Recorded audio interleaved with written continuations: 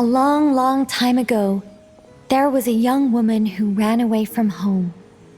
After spending the last of her mora, she trod through the cold of winter, shivering in her threadbare clothes. Suddenly, the young woman found herself stepping out onto thin air, and she fell through into a strange place. But before she could react, a voice rang out from somewhere in the distance. "This is the secret home of Nicole, the great mage everlasting. O destitute one, tell me your heart's greatest wish, and with my guidance, you shall attain it." Whoa! That was a strange voice. Nicole. Who's that again? Do we know her?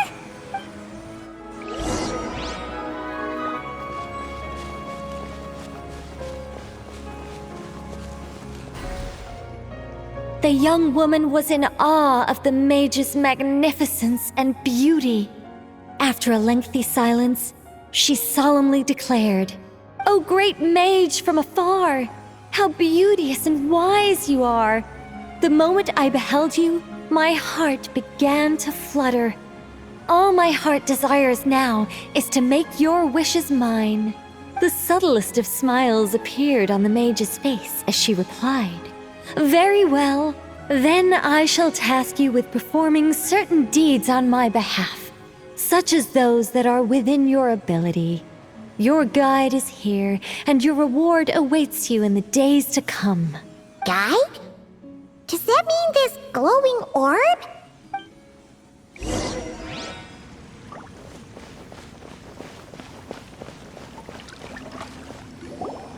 "Secret home," said the young wanderer, with a look of confusion on their face.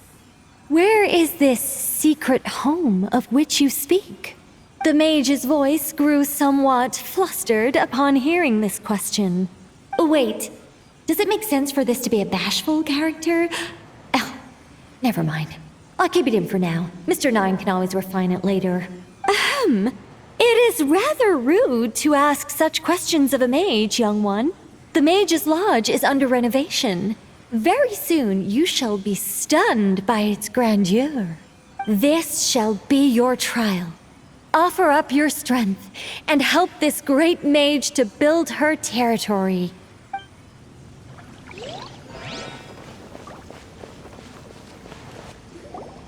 As the young woman continued forth, she noticed many exquisite statues dotting the mage's territory.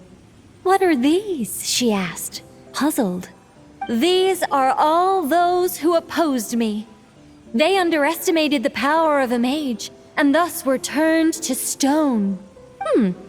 I quite like that. A spur-of-the-moment addition, but dare I say it was a good one.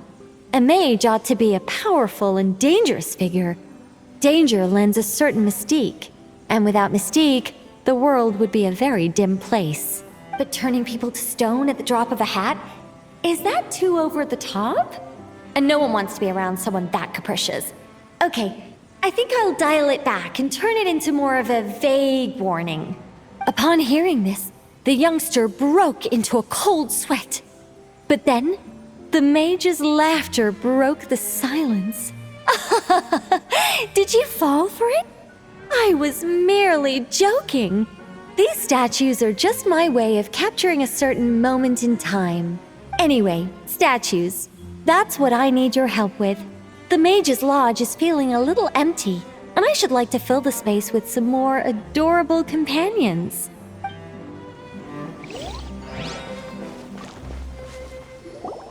"Well then, young one. Now you have learned of the troubles faced by this mage.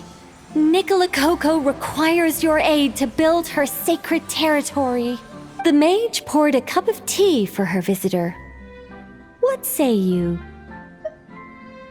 Wait a minute! Shouldn't we think twice before going all in on this? We don't know anything about this person! And she seems a little weird. Huh? Although, having said that, this teacup looks kind of familiar. Nicole. Ah! Is it Mage N? Nicole? Correct. What do you think of my story? Hard to say. It's not finished surely. What happens to the characters in the end? I haven't decided yet. I need to renovate my home first. Perhaps I'll have a burst of inspiration after that. Anyway, if you can hear my voice, I assume that means you're currently in Nodcry. In which case, could I trouble you to gather a few things for me? Exactly. I'm thinking of building a few more statues to decorate my home, but I'm lacking inspiration at the moment. So, I was thinking you could take some photos to give me some ideas. Are you serious? Alright then, leave it to us! Wait here. We'll head out and see what we can find. And remember to finish the story once the statues are done.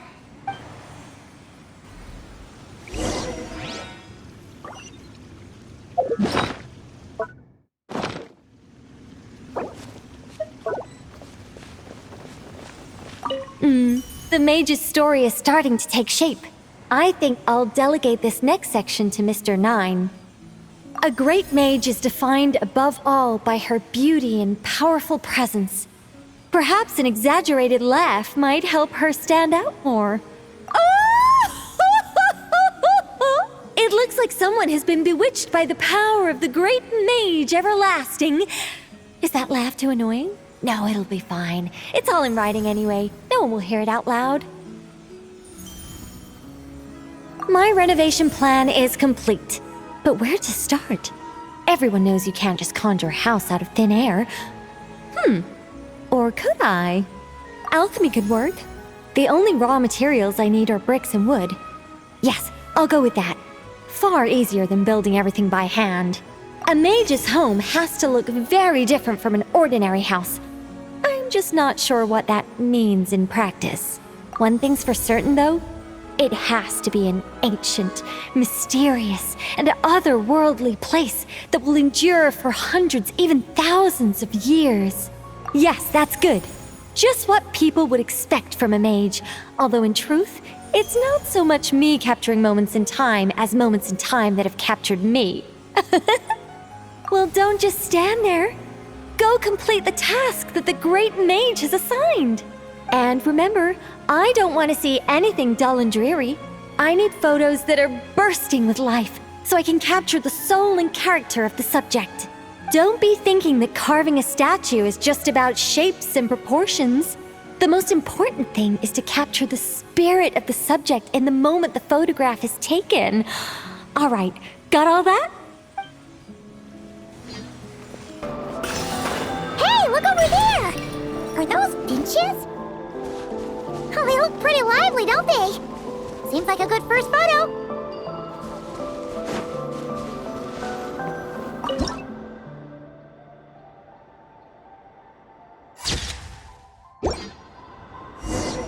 Let's see. Where should we go for the next photo? Oh, we saw a squirrel statue earlier, didn't we? Do you think Nicole likes squirrels? Let's snap a few photos to take back.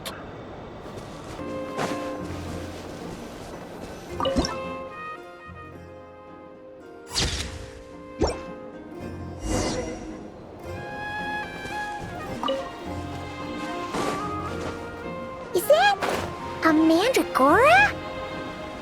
Paimon thinks that would make a pretty fun statue.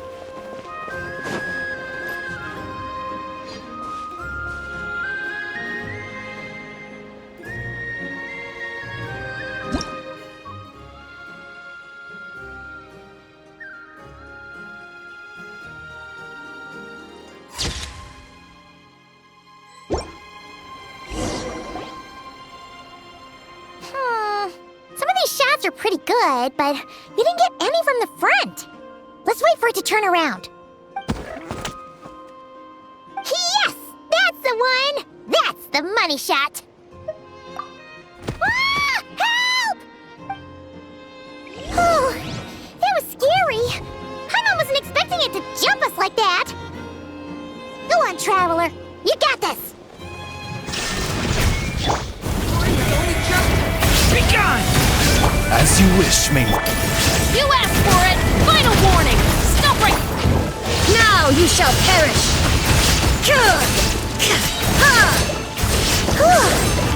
That should do it. Paimon's kept all the pictures safe.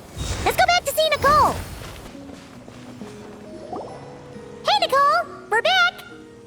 That was quick. You two worked very fast. It's nothing. But, how do we get the photos to you? You can hold on to them for now. I'll be there in a couple of days. We can talk more about the statues then. Sure thing! See you in a couple days!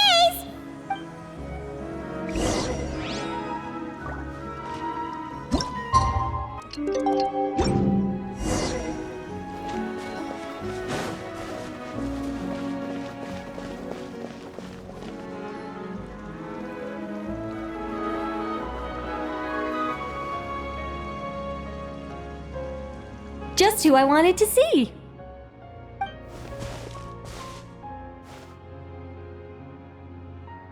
I'm delighted with the photos you took.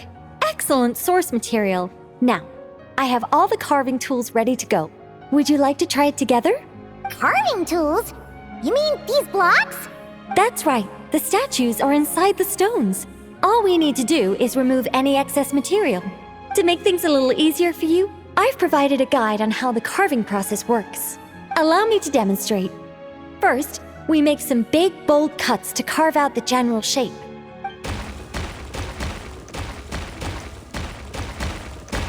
The numbers on the stones represent the amount of material you need to keep in a given column. So, first we do this, and then this. Oh, it's starting to take shape! Got it? If you carve the blocks this way, you should be able to see the basic form. Then, you just need to add some finishing touches, and voila! Wait, what? It suddenly changed in the blink of an eye! How'd you do that? A great mage doesn't reveal her secrets that easily. Just behold and be amazed. You got the basic carving process down, yes? Focus on that and leave the finishing touches to me. Much obliged. Alright, let's give this a shot! What the? This is way more difficult than the one you walked us through! Oh, sorry, wrong one. That's the one I was going to work on. Yours is over here. Whew, well that's a relief.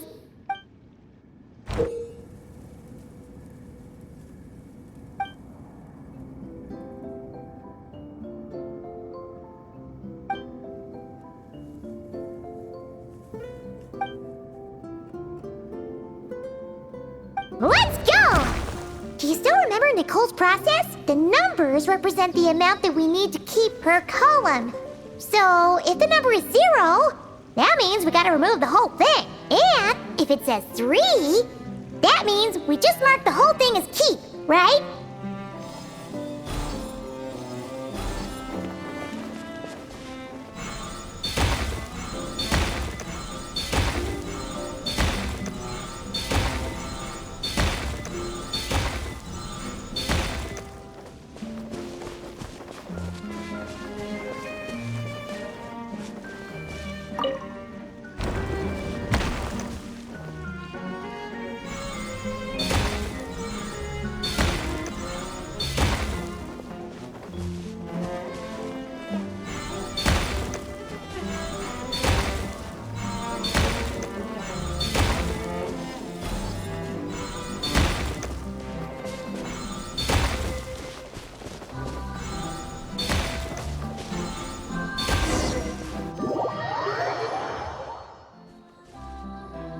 Now, we just need Nicole to add the finishing touches.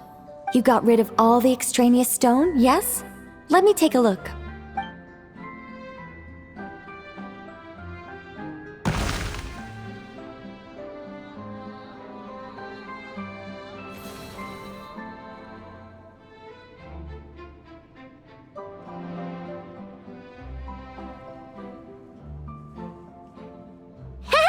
It's done! Cool! It's the Mage's Lodge! When did that get there? Is this the power of a mage? The young visitor's voice was filled with wonder. I am truly amazed. Aha! Finally, the story continues. So, what happened to the mage and her young visitor? They lived happily ever after. The end.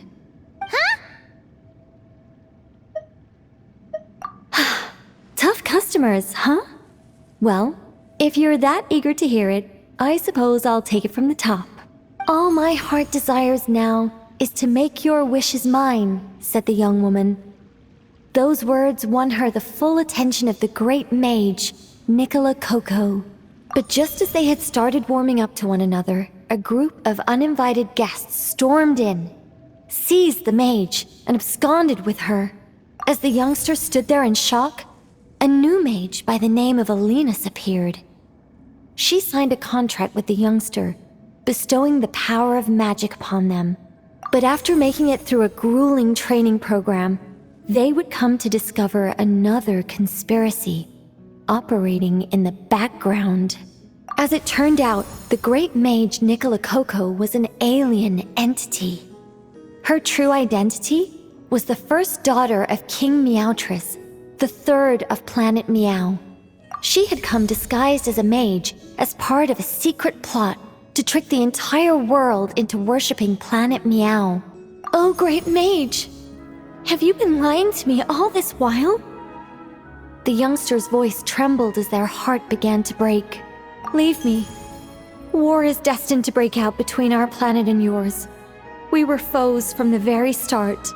The mage turned her face away, refusing to let anyone see the tears welling up in her eyes. But the youngster bravely reached out and grabbed her by the arm, swearing to never leave her. Moved by this display of passion, the mage decided to rebel. But in that moment, Alinus, who had once aided the youngster, now took the side of the king. Alinus had been Meowtress III's second daughter all along. She had only helped the youngster in the hopes that her sister might be incited to treason, thus giving her the chance to usurp Nicola's place in the line of succession.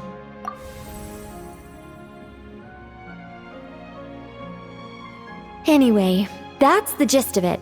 In the end, the youngster, who by this point had turned into a cat, worked with the mage to successfully foil the king's plot. Then, they returned to the mage's lodge together and lived happily ever after in peace and quiet. The end. That was amazing! This story has everything!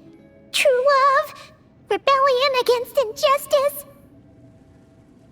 That can't be helped. All creations escape the controlling grasp of their creator eventually. We angels are a case in point. Once, we were tasked with guiding human beings, but because some of us chose a different path, our entire race was punished. If even the heavenly principles can't fully control their own creations, what chance do I stand? Fate is always ineffable, and yet, I still hope I can guide those I meet towards a happy ending to their tale. That applies to characters in my stories as well. Anyway, the story's over now, and I'm running a little low on energy. Next time I've got a good story to tell, I'll share it with you, all right?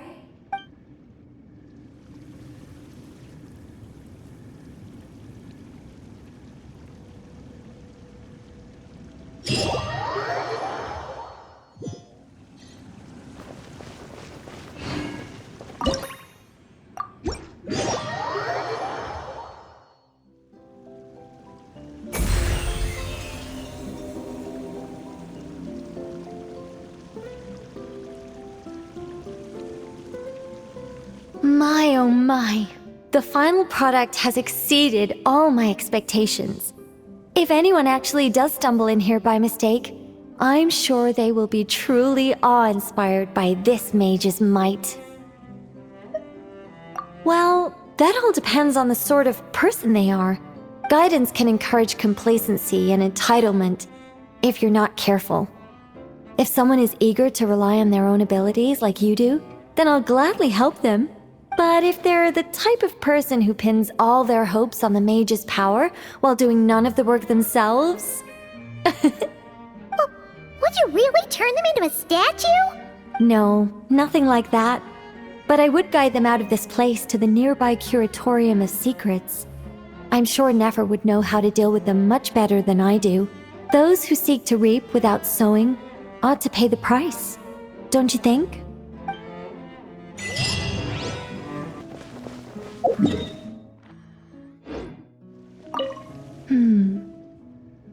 The past, as everyone knows, well, actually, hardly anyone knows.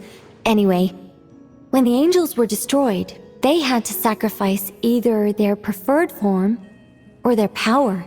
I chose to keep both. But from another point of view, you could say I lost both. I remain human enough in appearance, but I will always be fundamentally different. For instance, what human could exist for thousands of years without going at least a little mad? Not to mention dying. Meanwhile, I've lived so long that I can't help but miss the way things used to be once in a while.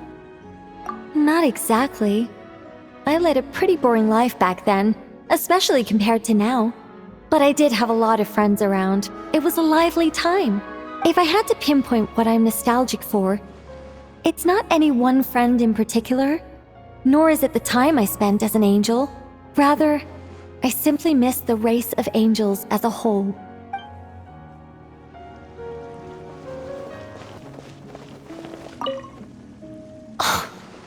Unbelievable. Mr. Nine has refused to help me write my masterpiece. She said, it might be best if you wrote this one yourself, considering the highly complex world building. I cajoled and pestered her all I could, but it was to no avail. Believe me, I'd finish it myself if I could. That was my intention from the beginning. I wanted to finish a work of my own to prove a point to her, but it didn't work out. The moment the ending popped into my mind, my creative drive was extinguished. You two may well be the only people in this world to ever hear the tale of Nicole, the mage from Planet Meow. So please, do not forget her, and do not forget her adventures.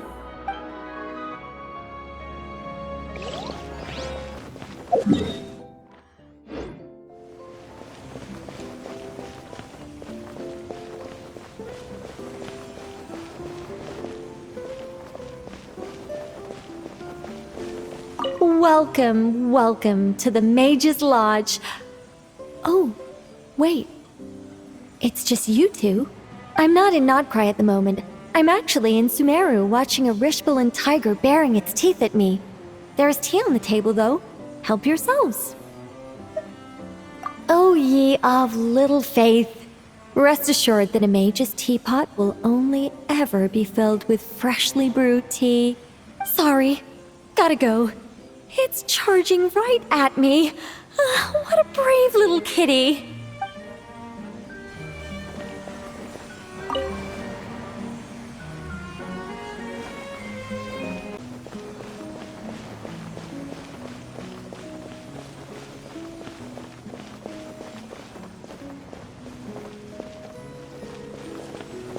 Building my mage's lodge was quite a rewarding experience.